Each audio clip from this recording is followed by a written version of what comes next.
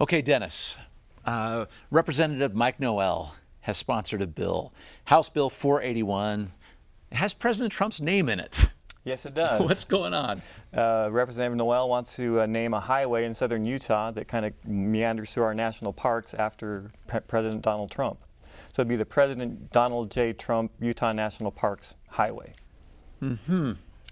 Michelle? You know, I had some friends send this around in a group, you know, and they didn't preface it first. They just said, you know, here's a new bill, and you see Mike Noel, and you're like, oh, I don't want to push it, I don't want to, and then you know, open it, and it's like, oh no, you know, and so we were batting around other things we could name it, you know, the Little Hands Highway or the Make America Great Highway, you know, it's just another one of those things that's, you know, kind of pandering, but doesn't really matter. What do you think, Glenn? Is that it? Is Noel just kind of poking people a little bit, or? Possibly, but I think he's truly passionate about President Trump and what he's done for public lands in the state of Utah. Yeah. I think people in rural Utah are in general. I've mentioned this on the show before. When I went down to cover Secretary Hinckley's visit to Bears Ears, when I was in Blanding, people came to me to come share their opinion. That doesn't happen. They're very passionate about this, and I think they genuinely appreciate the president for what he did, and that's probably what is fueling a lot of this. I talked to Representative Noel about it, and he wants to thank President Trump. He said President Trump's one of his heroes. This is not a message bill. He's serious about renaming this highway. He said, I'd rather do it for someone that's alive than someone that's dead. That's an interesting point, though. Do we typically do that for a president that not only is still alive, but is still in office?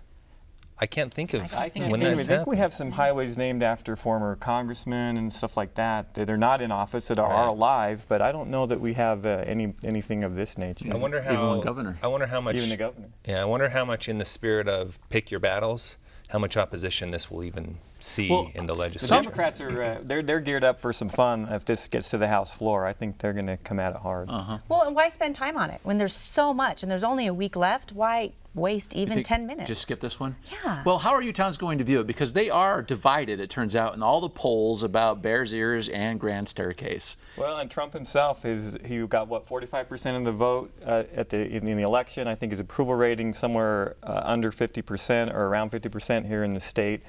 I can't see this being well received generally by Utahns. I don't think it'll make a difference. I think people may roll their eyes and not even notice what the highway's called when they're on it. And possibly, to Michelle's point, people wonder, aren't there better things to do with our final week in the legislative session? Like keep you all off the House floor. Okay. Yes. We won that battle. Okay. That First Amendment, we'll worry about that later. Okay, that's good. Thank you so much for your comments about this. Sure.